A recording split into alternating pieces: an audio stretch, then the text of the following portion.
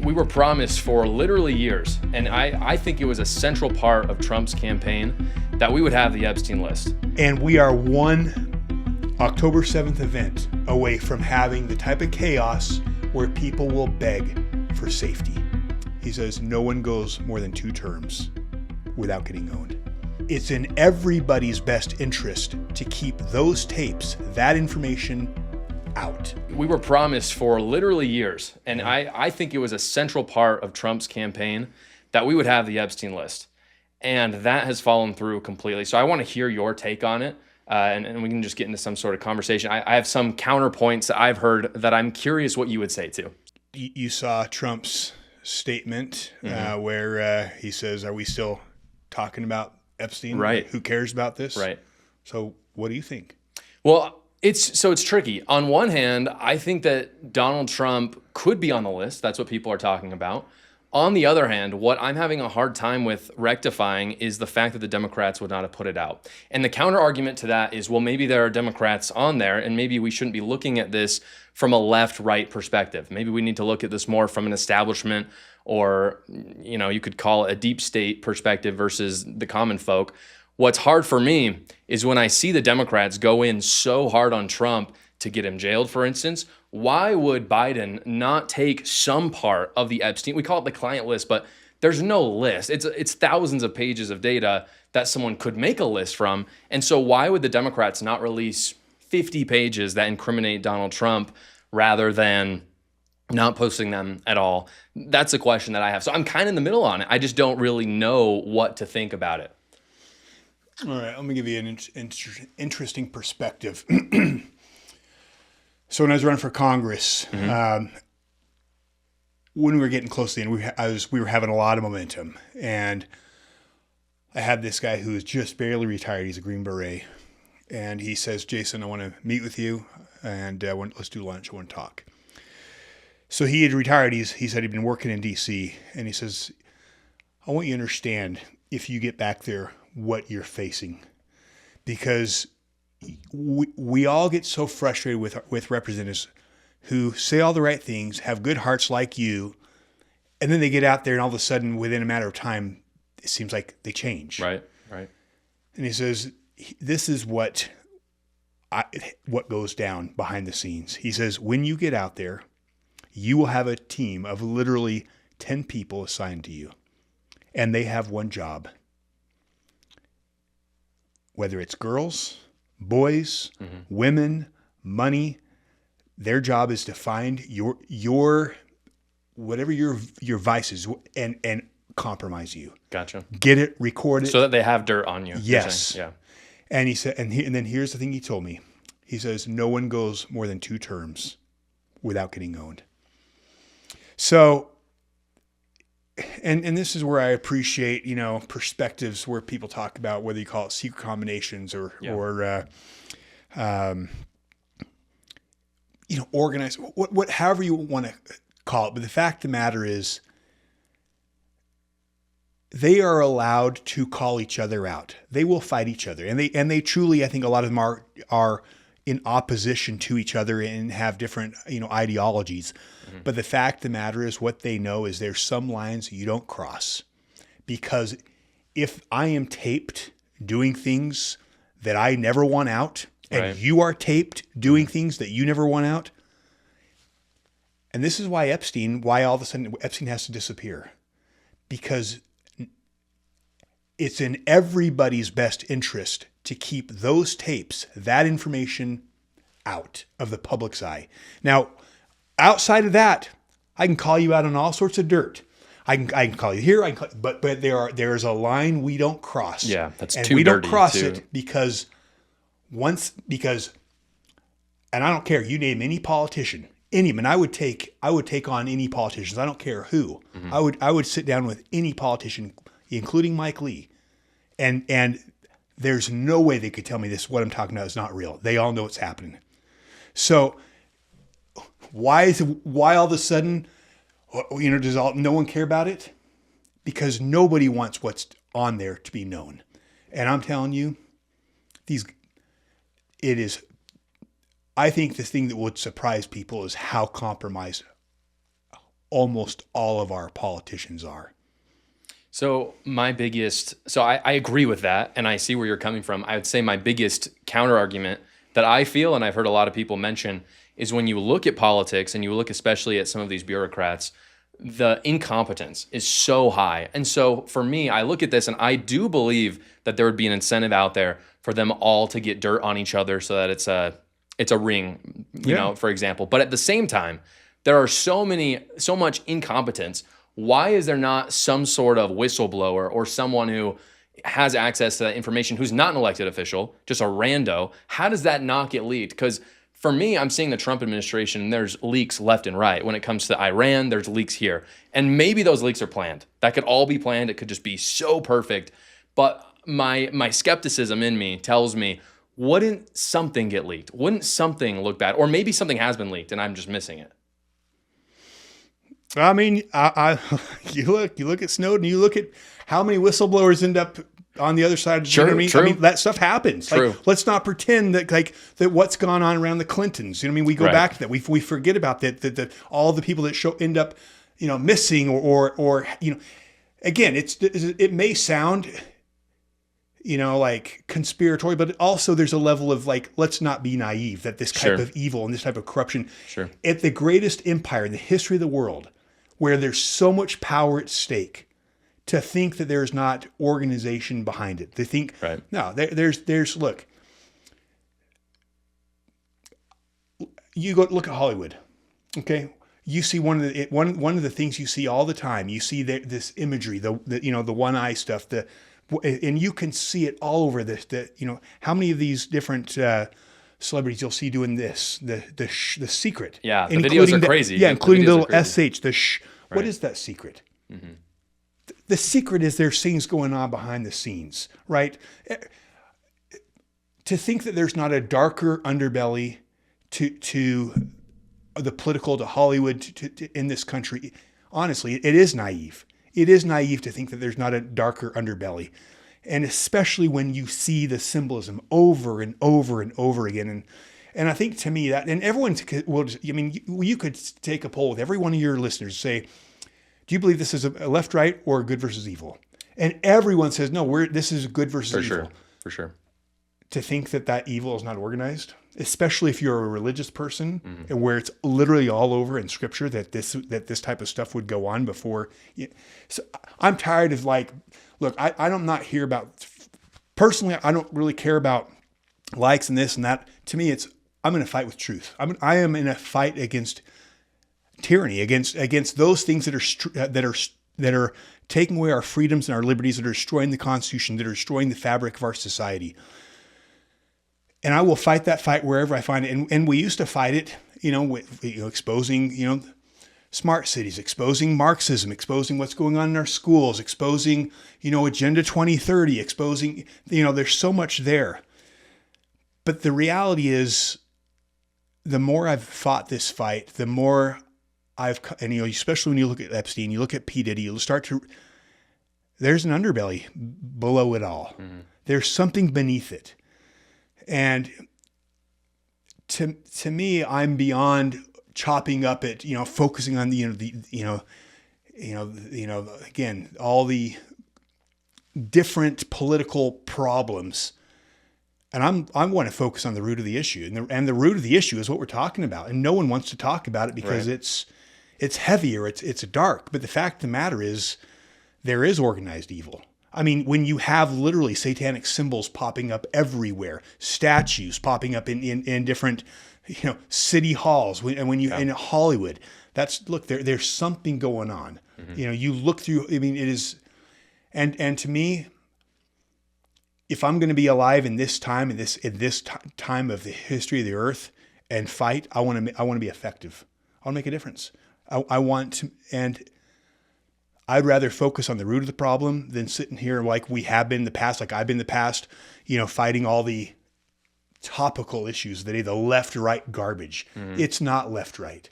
And that's what they want, right? They want us divided. They want us fighting each other, because when I'm fighting with someone on the left and I mean, look, let's talk about Mike Lee's bill. Okay. I don't care where you stand on Mike Lee's bill, but the fact of the matter is, they tried to make, you had farmers pushing against that. You had ranchers pushing against it. You had hunters. You had conservatives. They were saying, hey, I don't like this. But what was all the narrative coming from our politicians? Oh, the left is spinning this out of control. The left is putting out so much propaganda. Oh, the left. Why? Because they're trying to trigger us into thinking, oh, yeah, the enemy is the bad guy. So I've got to do the opposite, which is I got to stand with Mike Lee. No, it's not left, right. I mean, all of these people are pushing us more and more progressively into, again, you look where we're headed at AI governance. Mm-hmm. You look where we're headed the wrong direction. We're not heading towards more freedom. And so, look, the founding fathers are very clear. You cannot trust people in power, right? I think it was George Washington that said government is not reason. It is fire, and it is a dangerous servant and a fearful master. Mm-hmm. They were terrified of what history has shown that people in power will do. And so everything that they did in creating the Constitution was to protect the people from people in power and to limit their ability to create tyranny. And now all of a sudden we're supposed to say that, no, anyone who's a Republican is a good guy. All those people in power are good. We don't need to hold them accountable. But as long as they're not Democrats, mm-hmm. They want us in the left-right narrative, because when we're in that paradigm, it allows Bush to get away with pushing the Patriot Act. Right. Okay. It allows Trump to roll out with Palantir. Palantir. We're going to talk about that in a sec. And where's the right? Oh, well, we need it because it's for our, because it's our guy. As long as it's not Biden. Yeah. And so, again, I think we need to get back to where our founding fathers were, which is we don't trust anybody in power. We trust we the people. Mm-hmm.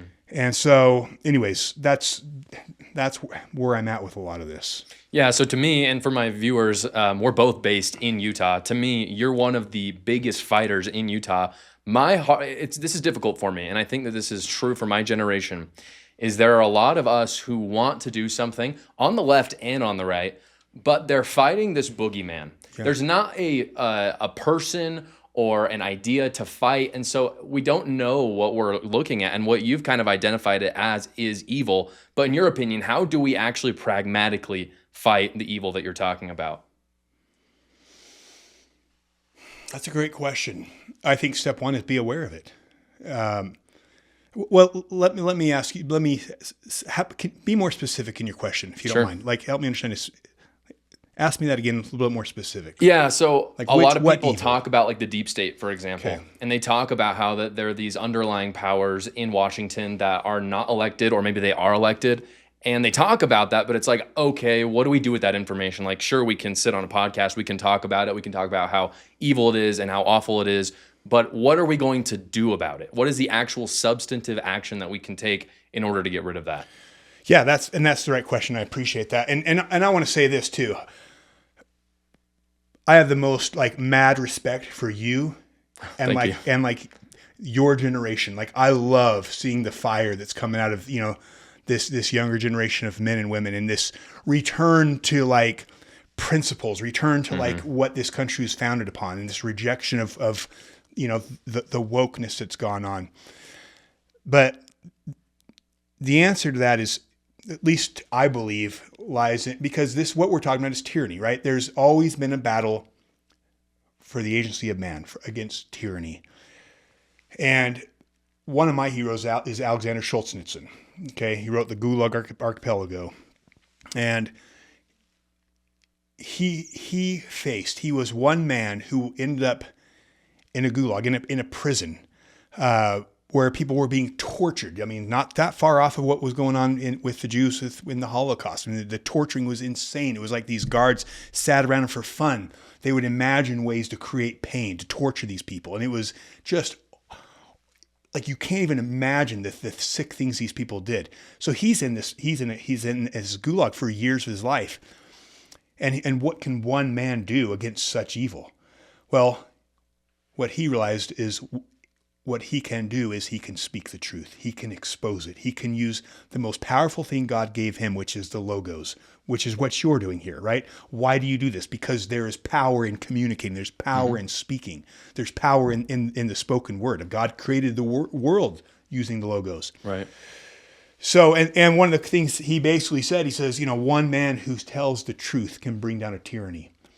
So he wrote basically when he got out the Gulag Archipelago, and it was nearly cost him his life several times, but he wrote this book and it got out. Well, they actually give him credit for bringing down the whole communist regime, for bringing the Soviet Union to its knees through that book, because the world was living in a lie. The West, we were living in a lie. We were living in a lie that communism was good, that it worked, and that it was producing these great fruits. Evil and tyranny always rest in lies, in deceit, in darkness. Mm-hmm. So the most powerful thing against tyranny or against the lie is the truth. That is why, what is the thing that these people fear the most? The truth. That is why they are so focused on censorship. What was their biggest fear? What was, call it the deep state, whatever, the thing they feared most during COVID was what? Free speech, the truth. Free speech, the people truth. Talking about it, yeah. So it was censor. Because they fear light. Mm-hmm. Light is truth. What was it that brought us out of that and that shut down all that, the mandates and the garbage that went on those years? It was people speaking. And this is what's cool. And this is what I think is an amazing thing right now, right? Like, this is why this should matter so much to your listeners and to you and to us. Like, for generations, for decades, the world has been controlled by a few select people that own the mainstream media, right? Like, the mainstream media was able to control the thinking of almost all humanity. Mm-hmm. And when that was created, I mean, it was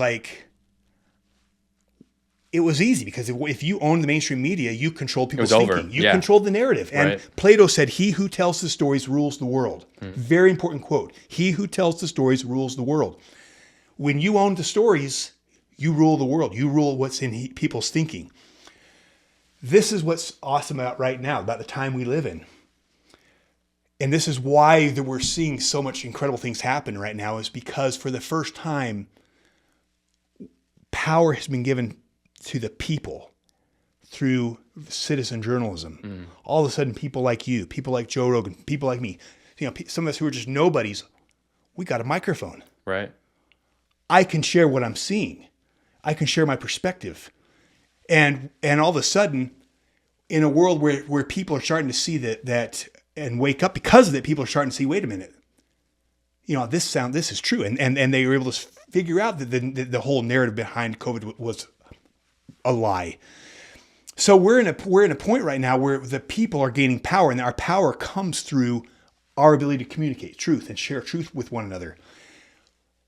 So for the first time, the elite are losing power because they're losing control of the narrative. And we are the ones now telling the story. Mm-hmm.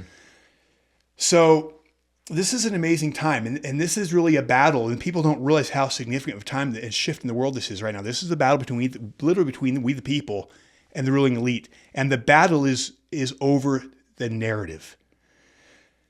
So back years ago, this type of stuff, they could control the narrative. They could keep stuff like this, in the Epstein. No one would know about Epstein, right? Right. That's what's so crazy. But now, because of this, people know, and so all of a sudden is just like Alexander Schultz, and we have thousands of people who are able to do millions of people who do what Alexander Schultz did, which is shine light on the truth, which is what they fear, right? They operate in secrecy. That's what Hollywood. It's these politicians, and again, I will take any politician. And there's no way anyone can challenge what I'm talking about, because they are all tied up in this secret. Mm. But the thing the darkness fears the most, the evil, what is the truth? So what can we do? Speak the truth. Because the more people start to speak the truth, and the more the truth gets out, the more light that gets out. It's like the emperor who wears no clothes. Right. Their power rests in us going along with the illusion, right? That the emperor is wearing this amazing outfit. But once enough people start to say, wait, he's wearing no clothes, this is all a lie. Mm-hmm. All of a sudden, look, tyranny only works when the masses go along with it. It only works but the minute the masses rise up and realize their power, tyrants are always few in number. They always lose. And so when the masses awaken to their awful situation and they recognize what's happening, there's no limit to the power that we have, especially when we're aligned with God. So what can we do against such, in such times? Speak, talk to your neighbors, share content. I mean, fight the battle for truth, for light. I mean, this is, if you're a religious person, you believe in that we've always existed. I mean, isn't this what the fight has always been about? A battle for the minds of men. Mm-hmm. It's the same fight. But right now we have been given a huge opportunity to truly change the world through the logo. And that's where each individual has a microphone. And as this information spreads, and as we refuse to bow down to this new narrative that these people are pushing, that that this stuff doesn't exist, that's where we win. But the minute we sit back and say, well, there maybe, and go along with the lie again, that's when they win. And so again, it's the same battle it's always been, but this time, for the first time, we're coming to a real battle where who's going to win out? Will it be the masses? Will it be the regular people with the microphones? Or will it be the few, the elite, and the mainstream narrative? And they can't handle this. We saw that during COVID. They lost. They lost. Totally. Yeah, everyone knows now. In that same vein, guys, I wanted to let you know Jason does fantastic work. Go check him out at wearethepeople.org. And then also We Are the People Utah is your handle for Instagram and YouTube as well. Yeah. Is that right? Yeah. Perfect. Yeah, go check him out. Fantastic work. Growing your business is amazing, but it's very, very difficult. Accountants, sales guys, marketing specialists, they're all essential for scaling your business, but it can be incredibly expensive, and the quality of the talent that you're looking for can be lacking. And that's why I partnered with Leverage Assistant. Leverage Assistant connects American businesses like yours with those accountants, data analysts, marketing specialists, sales assistants, you name it, working in the exact same time zones as your business for a fraction of the cost. The average company right now is saving over $20,000 in labor costs with Leverage Assistant. Leverage Assistant isn't a recruiter. It's not a marketplace. It is a high-touch resourcing solution.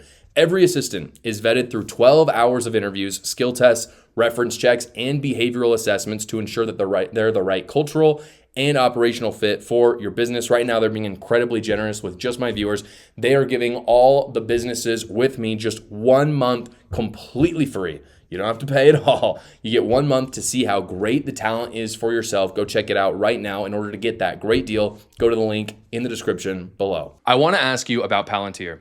Okay. Palantir is really interesting because nobody knows about it. Like, as far as I can tell, I don't know if it was the Iran-Israel conflict. I don't know if it was the big, beautiful bill or the tariffs, but that got swept way under the rug. So I would love for you to kind of expose some of my viewers to this, because I have a feeling a lot of people don't know what's going on, and then your thoughts about it as well. Yeah, so you got to know Peter Thiel. You got to know the players behind it. Yeah. And that's what's cool. People see, this is something I've been harping on since before Trump got elected, because Peter Thiel, who's the founder of Palantir, and we'll get into Palantir, but people don't know. Like, my first big red flags with Trump was actually J.D. Vance. And we share that. We share that, by the way. Yeah, because so many people, again, we're so wired to trust and to believe what people tell us. Yeah. That when you get one of these politicians get up there and they say everything we want to say, or everything we want to hear, and they stand in front of us and they throw rocks at our enemies and they champion our causes, we want to believe that they are who they are. We want to believe good is winning. But no one wants to dig into J.D. Vance, but he was actually, did you know Palantir? It was actually Peter Thiel who funded him. Yes, I do. Okay, that's awesome. But a lot of people don't. Yeah. So he became a senator. It was, I think, $13 million that Thiel gave to him. Mm-hmm. That's where he got his start. It's Peter Thiel. So once he came on with Trump as VP, all this money from the PayPal mafia, from basically the Palantir execs, started flowing to the Trump campaign. And at that point, I was like, we are in massive trouble, because I could already see the writing on the wall, right? Trump's going to come in and he's going to start pushing for the deportations. And what do you think is going to happen? I mean, you didn't have to be a rocket scientist to see what's happening. All the illegals that are here, all the terrorists that are here, that we know there are sleeper cells here. Once Trump's in, he starts going after these people, and it starts to become a big, huge public display, right? Like going into people's, workspaces and arresting people. Do we not think we're going to see like this, what's happened with the riots? Well, You've got everything. See, this is why the left paradigm is so perfect. The left comes in and creates the problem. They open the border. They let crime run wild in the streets. They create all the chaos. And then what does the right do? They come in and they give the solution. Well, what's the solution? And the solution is, and again, same thing with Bush. Let's go back to the same playbook, right? You have the terror attacks. The solution is, for our safety, we need the Patriot Act. And all of a sudden, we're going to give the government all this power to survey anyone they want as long as they are deemed a threat. Well, guess what? A few years later, mom who shows up at the school board meeting is a terrorist threat. And now you've got, again, the left, right, this is the game they play. So the left creates all the problems. They open the borders. And what did all the politicians of the right really do? A lot of yak, but nothing to stop actually it from happening. So now you got the sleeper cells here. You have all the problems. And now what's going to happen is, and I'm going to tell you, so first off, let's talk about Palantir, and then we'll talk about how it's going to implement it. So for those, and a lot of you already know, but and I'm so glad. This is what's cool. People didn't know 6 months ago because no one was talking about it, right? Again, the power of the logos. But now people like you guys or everyone's starting to talk about it. So now people are aware. And because they're aware, they don't have a choice to resist it. You can't resist something you're ignorant to. So Palantir basically is you think about China's social credit system, right? This incredible surveillance system they have in China that is tied to each individual, where they know everything about you. If you jaywalk, they can tell just by the way you walk across the street. They know it's you, and boom, they could tap into your social credit score and they can take it down, which means all of a sudden you can't buy certain things. You can't, it limits your freedoms. Palantir makes China's social credit system look like child's play. It is the most advanced surveillance system that has ever been conceived. And the only thing and actually they call it pre-crime. Like they believe they have the ability to, and this is one of the things that was going on with Doge, when they were integrating everyone, oh, this is great. But they're not seeing the dark side of what was happening with Doge, which is they're integrating all of your data now, from Social Security to for the IRS, all of your data that the government has that used to be kind of unorganized and in different files that weren't speaking together. They pulled it all together, and now they're integrating it with everything about you, with Google, like everything that's out there. And we thought Google was good, like surveilling and knowing what. That's again. So they have so much data on you, especially with AI. They believe they can predict you creating a crime before you even do it. That's the scary part. I mean, that's literally dystopian. Like there are movies about that. It's crazy. Yeah. I wanted to, before you go on, what is the Trump administration saying? What is the justification for doing this? Well, here's the beautiful thing. This is why it's been so perfect. And this is why the woke stuff matters too, is they had us and again, the woke stuff matters, right? Like it's not like it doesn't matter, but they had us so focused on, gender and on men and women's sports. And again, those things do matter, but they had us so worked up on that all they have to do is come in and say, well, guess what? No more men and women's sports. And everyone cheers. And then in the same bill, all of a sudden we're pushing this forward, but no one's talking about it. And sadly, so many of the big social influencers that now have almost become part of Trump's administration, they're also not talking about it. And so again, they've just shifted, and so they realize the mainstream media is losing its credibility. So what are they doing? They're focusing on bringing in several of these influencers, and whether the influencers know what's going on or not, they're being very much directed about what narrative they want. Yeah. So again, it's the same thing. Control the narrative. He who tells the stories rule the world. They've just realized, hey, we need to use these influencers because that is where the power is. So you've got a lot of these social influencers that are not talking about it, who are staying focused on the talking points, which is, hey, we're getting men out of women's sports. Hey, no more trans, no more this. And yeah, those things are issues, but guess what? I don't think that's not what's going to enslave my children, men and women's sports. Like it's an issue, but it's not like freedom. Palantir, Yeah, sure. Right? So they've got us focused on the wrong issues. So I'm trying to remember the initial question. I went off on just what does Trump say? Like, how is he justifying this? So honestly, the way they're justifying is how they justify the Patriot Act for our safety. But the main thing is they just don't acknowledge it.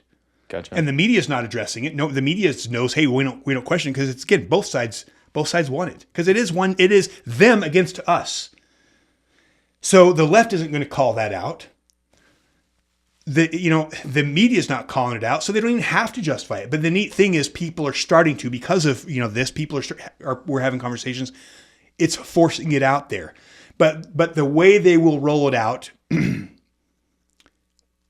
this again, now let's so that's what it is. Now let's talk about the way it gets rolled out and the justification. Yeah, it'll be the same thing they did with the Patriot Act. And this is where, you look what's going on with Iran, and right now everything's fine in the Middle East, but I'm going to tell you, things will continue to escalate. And those sleeper cells, at some point, there will be something where these sleeper cells go off. And I believe we will see chaos. And this is just my prediction. But I think history bears that there's logic in what I'm saying. But I believe we are very close to some organized event where we will see systematic chaos, like what we saw in Israel on October 7th. Okay.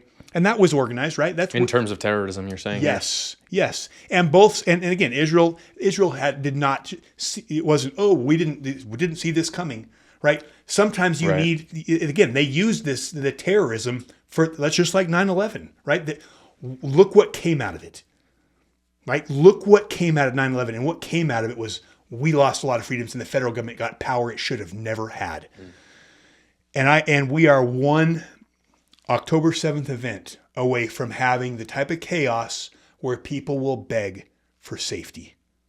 They will beg for a solution. And guess what? When we are begging for a solution, the solution that will come to us to protect us will be the rollout of a surveillance state, so that we can find our enemies. We can find these people. We can see them. We can predict before they even do it. And that will be what they will use to justify it. Because right now they're not having to justify it, because most people don't know what it's even and people are just barely starting to figure out what it is. But once that event happens, and that event can't happen too soon, because they have to get things in place. And right now, this is what ticks me off, is no one's been paying attention to, again, because it's Trump, and because he's the right, and he's been saved by God. And see, this is why Trump's so perfect for this time. And by the way, I used to love Trump. Voted for him both times.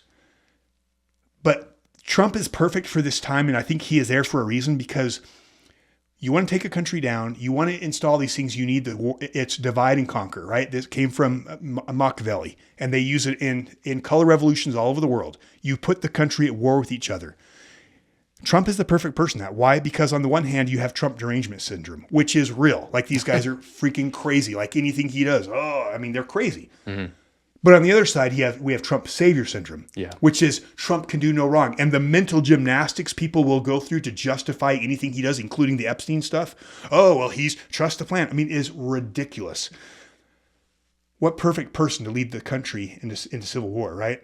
And so he's the perfect person for the job. And because you have right now so many people that are just like Trump savior syndrome, as he implements Palantir, which he has been in all these bills, the right just does mental gymnastics. They're the ones who are defending it. I was just going to say, in that same vein, you were talking a lot about, and this has been something you've talked about for a long time. In fact, I didn't even know about any of this until I saw some of your videos on it, is the 15-minute city stuff. Talk to my viewers about what's going on in Utah specifically with that, and how that is going to get rolled out across the whole nation. Yeah, Utah's awesome. Ground zero for a lot of crap, which people, again, I have a very national audience.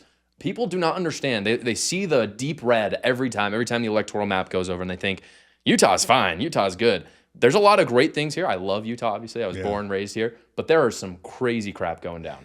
Yeah, well, it should raise eyebrows when, during the last election, we're the only state that moves further left. Mm. And if you, to understand Utah there's a lot you need to understand. Utah is ground zero for a lot of reasons.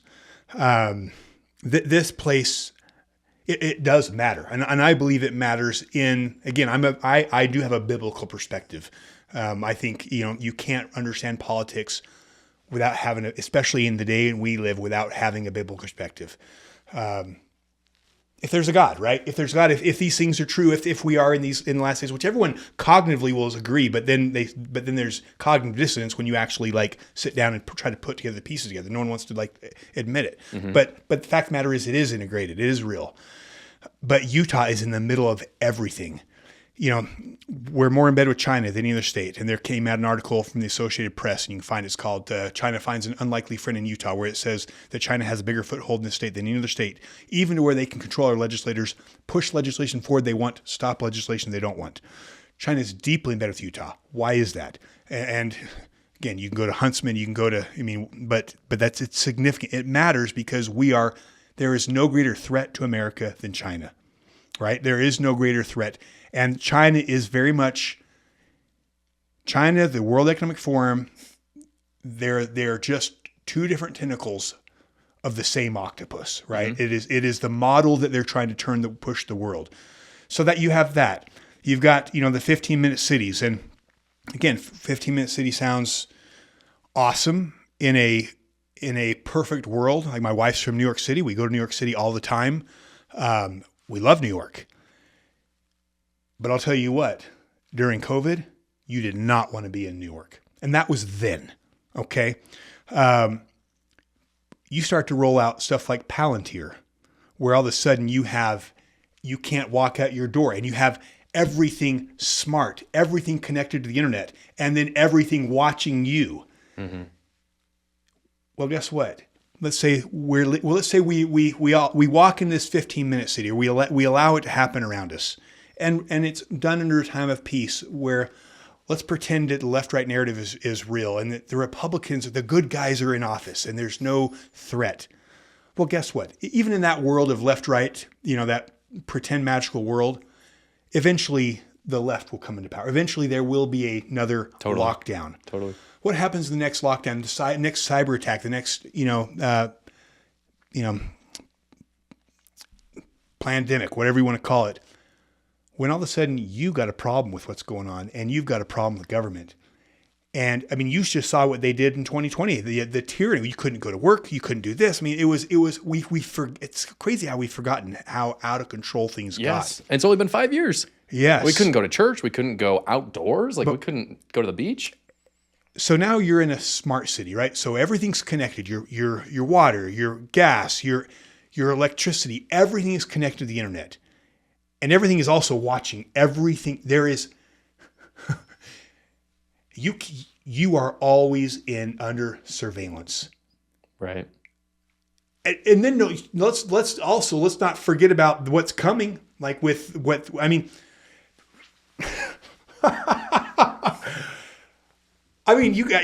like, what is the big thing right now that Elon Musk and all these techies are talking about, including Bill Gates? They're saying in 5 years from now, no more cell phones. Right. Okay. People haven't asked, why will there be no cell phones? We're no longer going to communicate. Well, what are these guys all working on? They all have different versions. Neuralink. Okay. Yeah. Where Super your scary. mind, you will have AI. And this is, again, if all you have to do is take a step back and think about progression, right? What's happening now? AI is rolling out. What is it? 20% of people are not going to have jobs in 5 years, something like that. All of a sudden, you have all these people on universal basic income living in their smart cities, or maybe there's not smart cities, but they're all on universal basic income. Elon and all these people have said we're going to need that for people to live, because AI will replace so many jobs. Well, then Neuralink rolls around, and guess what? You've been sitting on universal basic income. You haven't been working. You're not happy. Well, I've got a solution for you. You can now compete with AI, because we're going to put AI in you. Now you can be back in the workforce. Now all of a sudden you have the advantage. So people will welcome this. But again, the danger is when you think about propaganda now, when you're like things popping up on, you're talking about something, boom, an ad pops up. Did that just pop up, or did it hear me? Well, what happens when all of a sudden you have AI inside of you? Did that idea come from you? Did it come from AI? Who's running the ship here. One of the things they talk about with this technology is they say they will have the ability to create pleasure and pain. Yeah. Hook into your like receptors. Yes. I mean, and people just don't think about like what happens when you're in your smart city. And literally that's your thoughts are able to be perceived by this AI. And it has the ability to even create pain. I'm sorry. I've read the Gulag Archipelago. My wife's Jewish. I've studied what happened in the Holocaust. I know what tyrants are capable and the sickness, the thrill they get off creating pain in people. Mm-hmm. Okay. I just look, and this is why you can't not see biblically how this stuff is connected. But the fact of the matter is, why should people be concerned about this stuff? Because you're living in la la land if you don't see what evil people are capable of doing. And if you don't see how this technology, how this world that is coming together can be used for wrong and bad. It's just, and especially the thing that concerns me, why aren't we having conversations about this stuff that's being rolled out? Why are there no conversations on the public forum? Yeah, true. It's just kind of undecided. We just kind of decided it's a great thing because it's progress forward instead of talking about it. Yeah, we are moving into a technocracy, which means you have these tech giants working with politicians, owning politicians, deciding for us. They're creating this new world. And we're not involved in the conversation. We're moving from we the people having the power and us controlling politicians, us controlling the world around us, which we still do. Right? Again, this big, beautiful bill, this whole thing with Mike Lee. We came together, left, right together and said, hell no, we don't want it. And guess what? We shut it down. Mm-hmm. We still have that power. But where we are moving, the decisions that are being made, we're not being included in. And people should be very concerned about that. So again, I think we're headed to some very, very, I just honestly think very dangerous places as a human race. And I think people have their heads, just like in Rome, bread and circus. And where is a lot of the circus? It's in our politics. It's the distractions around us. It's in our phone. No one's thinking about these real issues because we're so worried about men and women's sports. So that's the smart city. And again, come back to Utah. Well, why Utah? Because we're in the middle of it all. Like Utah's rolling out smart cities. The point when we confronted the governor, hey governor, what's going on in smart cities? Very calm. Asked him. He freaks out. Yeah. He says there's no such thing. I says, hey, well, you know what? There's dialogue on your website about with the World Economic Forum. Oh, there's no such thing as a World Economic Forum. No such thing as the World Economic Forum. You're governor of Utah. And you're lying. You're literally telling me that there's no such thing as the World. You've never heard of the World Economic Forum, and it's on camera. You saying that. If there is nothing nefarious here, Governor Cox, why would you need to lie? Yeah, just tell the truth. Right. Literally, when you could get on Google at the time, and when you put a pin there, it literally said the point of 15-minute city. And within a week of that dialogue, that was changed off Google. Yeah. But still, you can go look at the point, look up, and it's all there. And we've got one going up 10 minutes from here. I mean, me and my wife, we're out of here when that's it's going on. It's being implemented all over. Okay. So again, there's a lot to cover here, and we're jumping, but sure. But so smart cities, the United Nations. Okay, the United Nations Agenda 2030, all the SDGs. That's where a lot of this stuff originates from. That is, the United Nations is very focused on a global one world government, one world religion. I mean, it's all in their documents.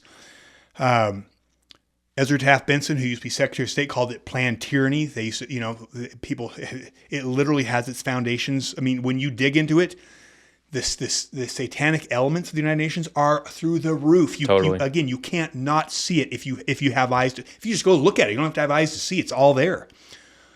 Well, isn't it interesting that the only place the United Nations meets outside of New York City in America is Salt Lake? Really? Did you know that? No, I did not know that. Yeah. Holy cow. Yeah. No, the United Nations and Utah are very much in bed together. Wow. In fact, if you go see some of our shows, you can see. You go right on the United Nations websites of the SDGs and how they're rolling a lot of these smart cities and digital twin cities, which is basically where instead of traveling, you're going to virtually travel. And then we can take you right to UDOT, to Utah's web pages, and show you the exact same plan being implemented here. Whoa. Like we are the test state. Why? For the same reason we have politicians like Mitt Romney, John Curtis. I mean, you go down the list. Cox. We are a state that has been, and I use this word intentionally, programmed to be blindly obedient and trusting to authority. So, and we could go, we could go down issue after issue with Utah. Again, with all the natural resources, that Utah matters.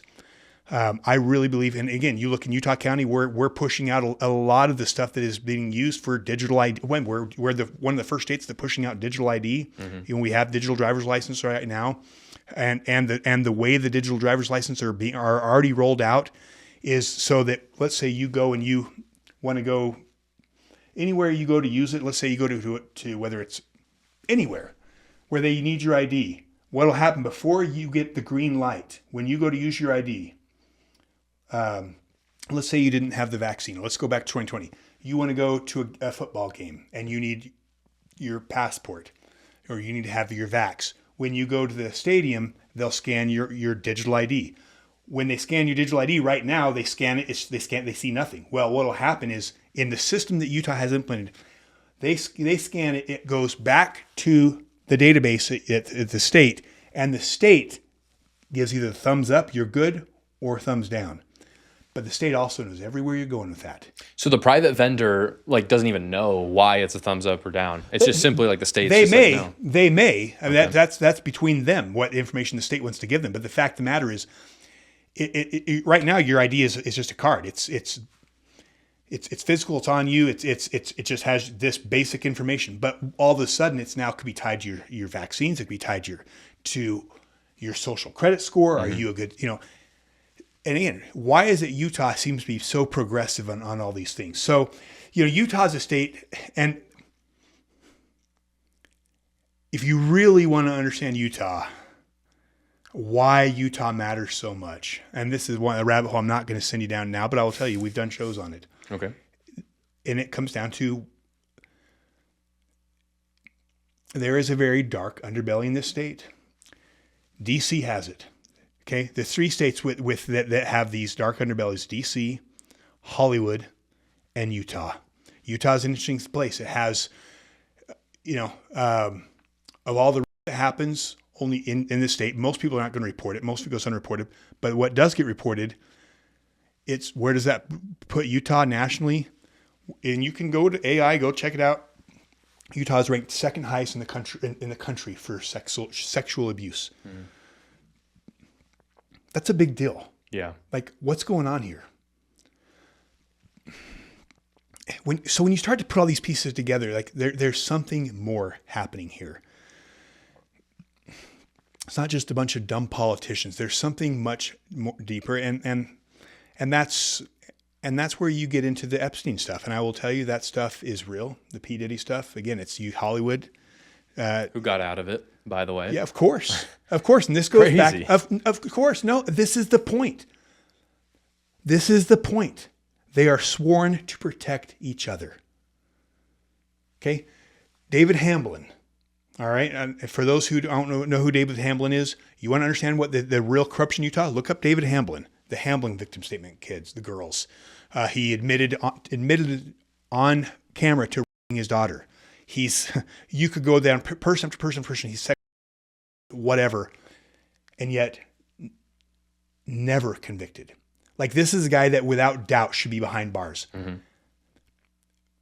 But there's a level of evil in this country, in this world, where people they protect each other. And that is then when we talk about the heart of the real issue, the heart of the battle, the light and dark, that is the reality. And, this is a state where the predominant religion, Church of Jesus Christ of Latter-day Saints, has been warned about secret combinations, been warned about, ether that when you awaken your awful situation about these secret combinations, which literally shall be among you. And it talks about exactly what they look like. And yet here we are, the one state that should be the most awake to it. Mm-hmm. I am telling you, there's three places in this country where these things are the most prevalent. The heart of the country, the the capital, the political heart of the country, D.C., the cultural heart of the country, Hollywood, and the spiritual heart of the country, which I believe is right here. And those three places have become saturated by this kind of darkness. And that is why Utah is in the middle of everything.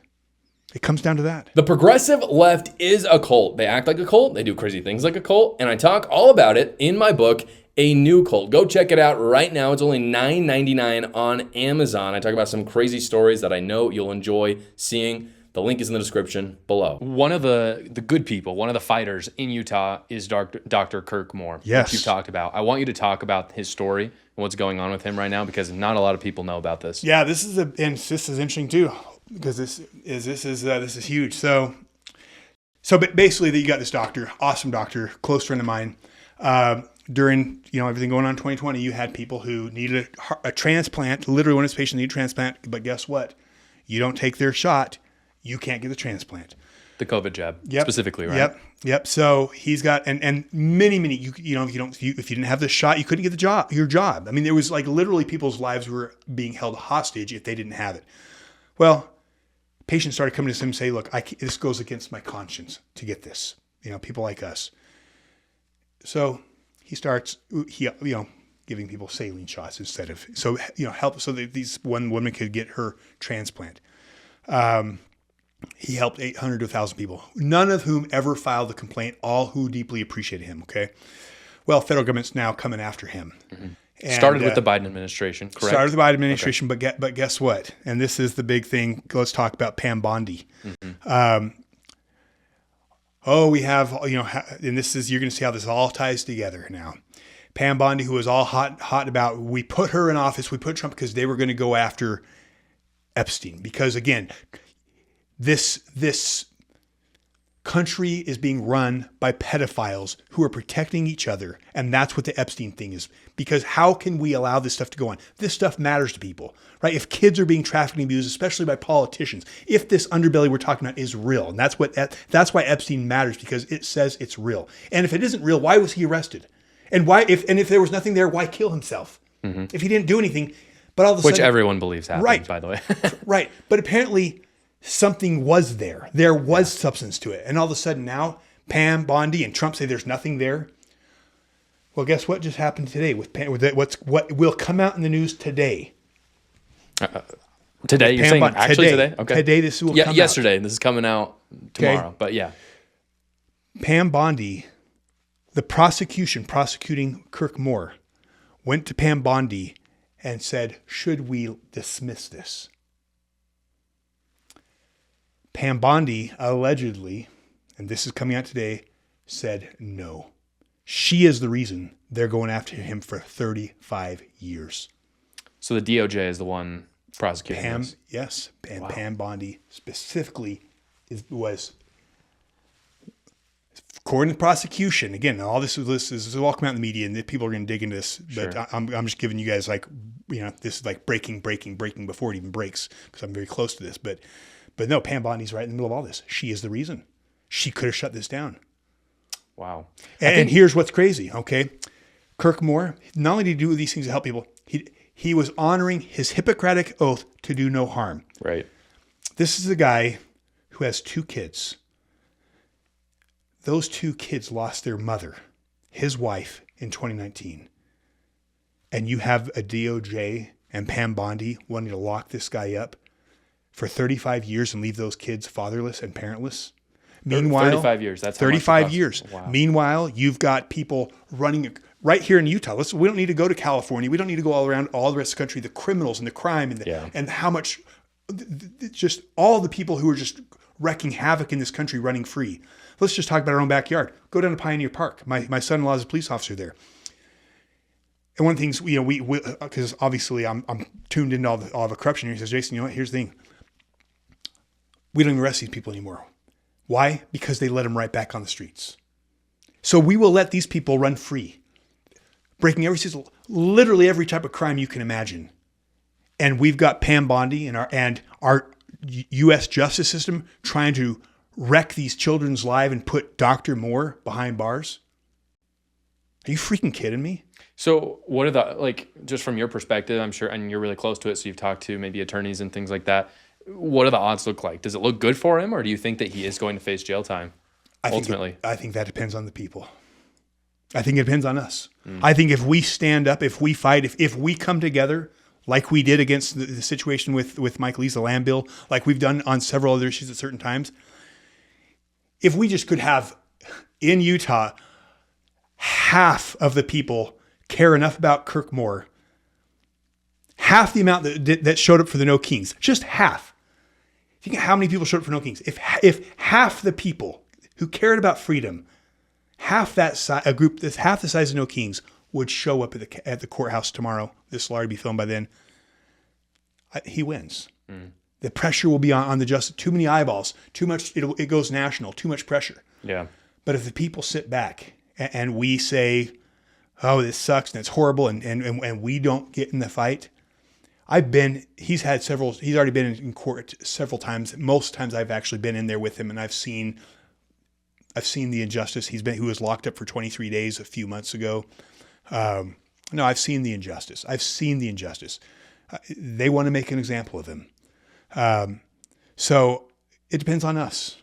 So it's, in a sense, Dr. Kirk Moore's on trial, but in my mind, it's we the people who are on trial. Will we stand and fight against someone who stood and fought for us, against something we all know is unjust, or will we sit back and let him get hung? Yeah, I think you make a good point about the fact that it's kind of on us. This is actually something I said on one of your shows on your channel. Sometimes, especially going back to the left-right, not really being a real thing, is we talk about how there might be some sort of civil war in our country. Yeah. There might be some sort of break between the right and the left. And people will talk literally. I mean, I've seen it online. They will talk about how they're going to go fight people in California because they're liberals. And my thing is, it's like, you're willing to go to war with people in your own country, but you're not willing to go to this, for example. You're not willing to just go to a courthouse and make your message be heard.